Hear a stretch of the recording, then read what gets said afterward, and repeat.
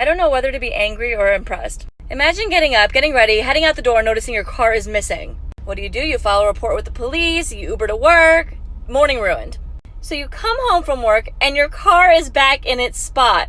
In the car is a note from this woman saying her son was super sick and that she needed the car to take him to the hospital, and noticed the keys were in it.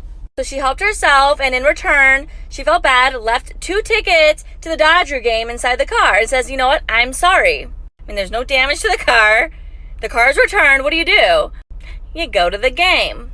So you get back from the game and you enter your home and it is completely empty. This woman takes copies of the house keys that were attached to the car keys, knowing damn well you chose to go to the game, and robs your freaking home.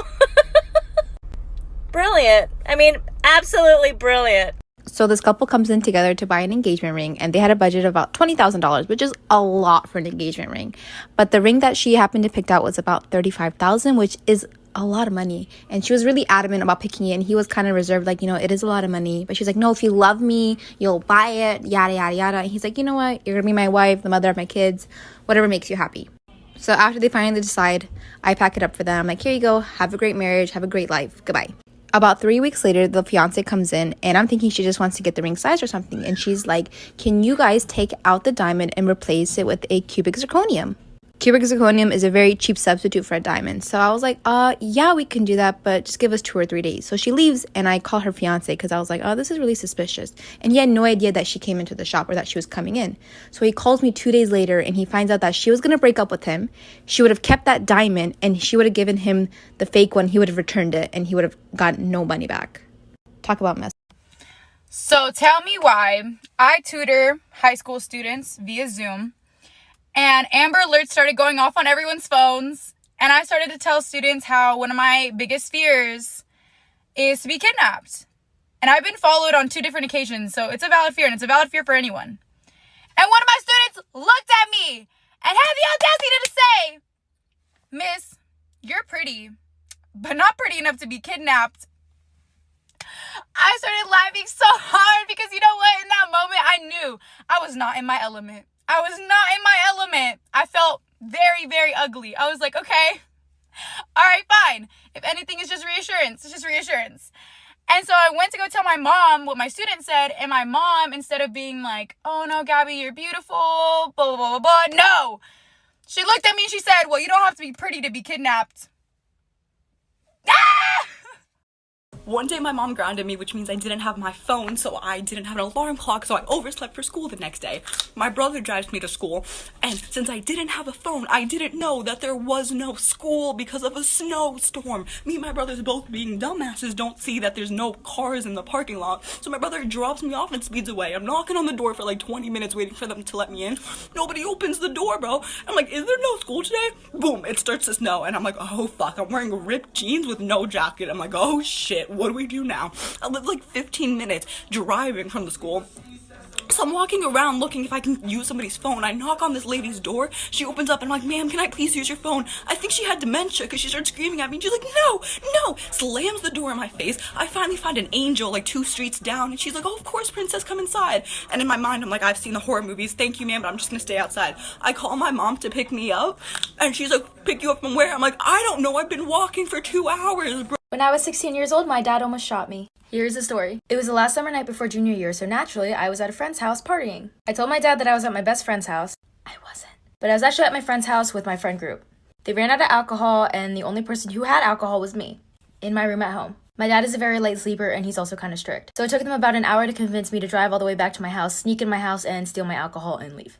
I say sneak in because I wouldn't want to wake up my dad and then have him question me why I'm home and then look through my bag. 4 of my friends and I got in my car and we drove to my house. We parked outside my house with no headlights on, no nothing. My friend Zach and I went to the back of my house to sneak into the window that is always open. And the rest of my friends stayed in the car. The problem with the window is that it's super squeaky. We sat there trying to open the window for 5 minutes, very slowly so it wouldn't make any noise. So we finally get the window halfway open so that I can fit my body through it. Half of my body is out the window and the other half is swung over into my family room. I am so close to getting inside and then my dad wakes up and I hear, who's there? Followed by a like for part 2.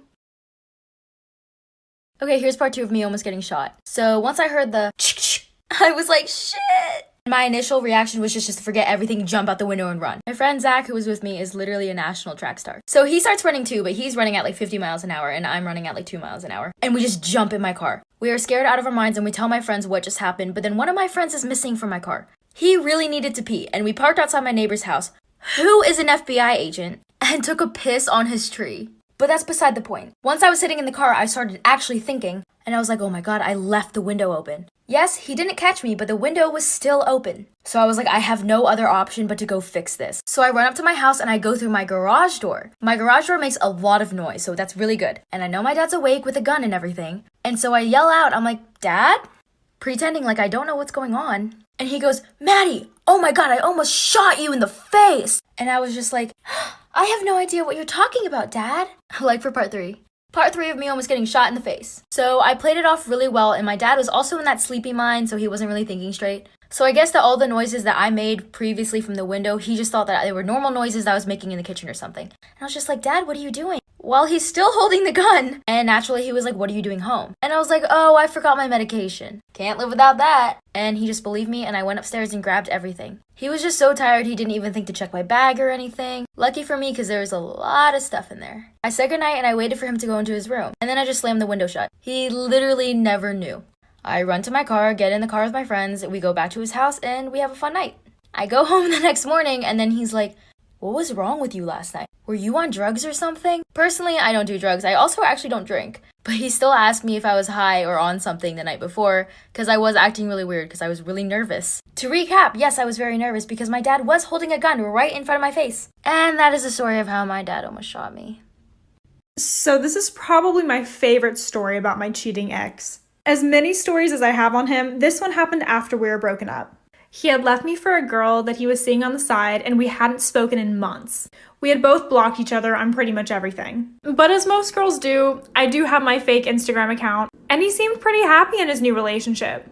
I believed that until I got a DM from a girl. She sent me screenshots of messages and fake accounts that he had made to communicate to her. So he had literally been cheating on the girl that he was with now with her the whole time. I literally don't understand people sometimes. Both him and I were in the same friend group, mostly because we pretty much grew up together. So I talked to another member of the group about what we should do. Now, I believe in karma and that people get what they deserve, but who's to say that I'm not karma? So we decided to show up to his house with not only the girl he was cheating with, but all the girls he cheated on me with. And take care of this, I kid you not, game show style. Follow, share, interact, and I'll do a part 2.